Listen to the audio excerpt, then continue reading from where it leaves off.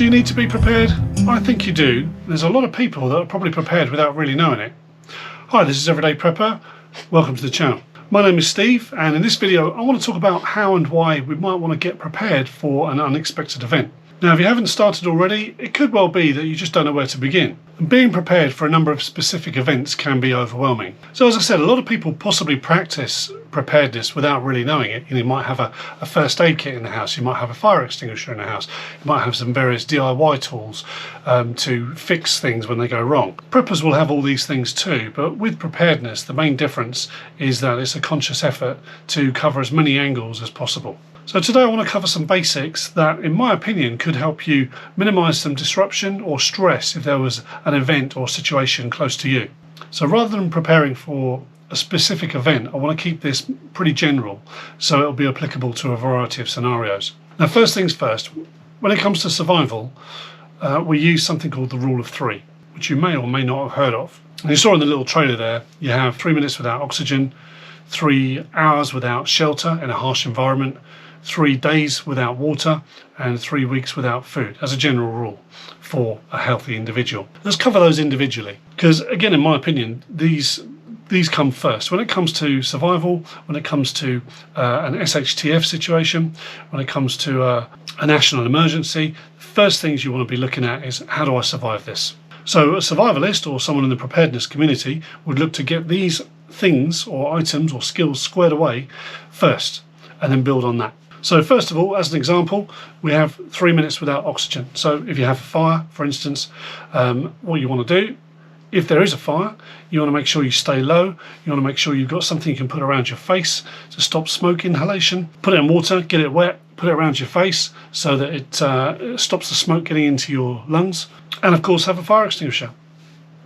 Now, most people will have smoke alarms, carbon monoxide alarms. One step further is maybe having a fire blanket and a fire extinguisher. And fire extinguishers can be picked up fairly cheaply nowadays online. 3 hours without shelter.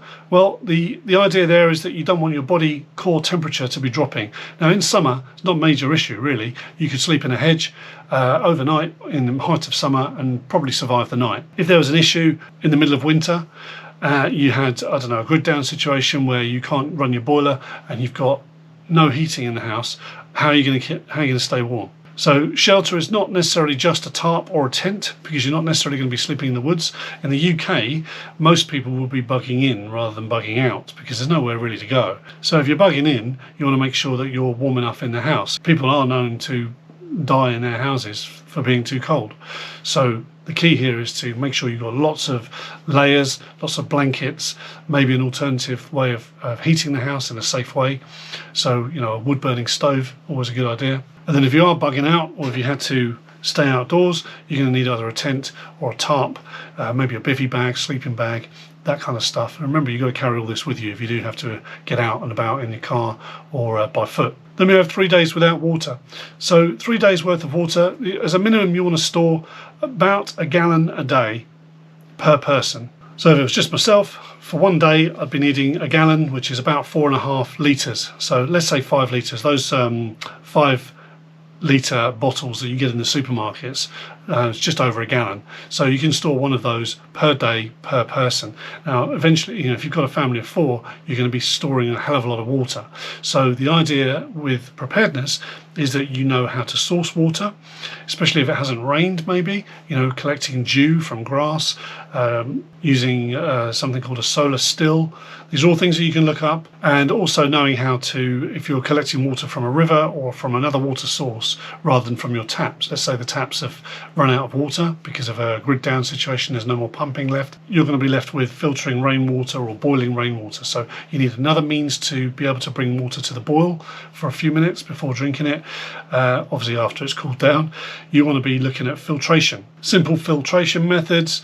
You can use I have a British Berkefeld filter unit, which is about 6 to 8 litres, and I have that in my kitchen, and we put all our water through that. Takes out the chlorine smell, taste, and also filters out most nasties. You want something for out and about, a life straw or a Sawyer mini filter like the one shown on the screen.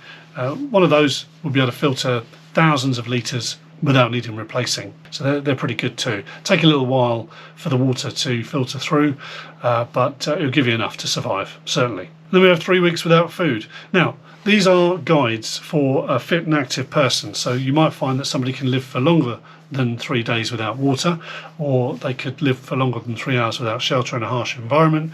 As a rule of thumb, that's kind of the guidance after much research by SAS survivalists and Arctic explorers and that kind of thing.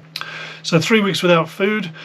UK government and, well, not necessarily officially, but the UK government and other governments across Europe always recommend having 72 hours worth of water, food, and I suppose lighting in the event of a grid down situation. And I think the reason behind the 72 hours, it was from originally a Swedish pamphlet that was dished out, and they said about 72 hours there. But reading up the other day about a nuclear attack, for instance. With a nuclear attack, after 72 hours or 3 days, the radioactive fallout drops by 90%. So you can, after 3 days, literally go outside for very short periods of time. After 2 weeks, the fallout, as long as there's no new causes of fallout, the radioactive levels are so minimal that you can be out and about in it with no problem generally. So I think that's why they say 72 hours, because of all this heightened war situation and worries about that. They say that 72 hours so you can hole up indoors and not have to leave your house. Obviously, you've got to think about sanitation, which they don't talk about. What about your rubbish? What about the waste? What about human waste? All that sort of stuff that needs treating properly and throwing out into another room while you're there for 3 days, and it can build up over 3 days, right? So when it comes to stockpiling food, there's always the suggestion that you can get an extra tin here and there. Well, tins now, tin of ravioli, tin of macaroni cheese, they're an extra £2. So it really builds up. I've been looking at the cheaper dried meals, the pasta bakes and that kind of stuff. They're about £1, or if you go to Aldi, you can get them for about 45p, which is much cheaper. It'll give you a couple of 100 calories. It's not a great deal, but it's a cheaper way of having something, and it's better to have something rather than nothing. Because after 3 days, if you had a grid down situation, your fridge is going to go off. A couple of days, everything's going to be spoiled in the fridge unless you've got some kind of solar power backup. So again, part of holding up might mean you want power or some kind of lighting. So these little USB chargeable head torches are great.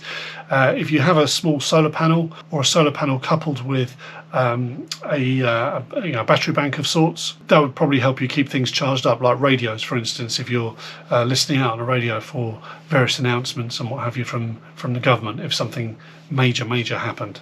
And what you find is if you have all of that squared away and just tucked away, and you rotate it, so you buy food that you will eat and you rotate it every now and again, so you use it up when the expiry dates get a little bit close.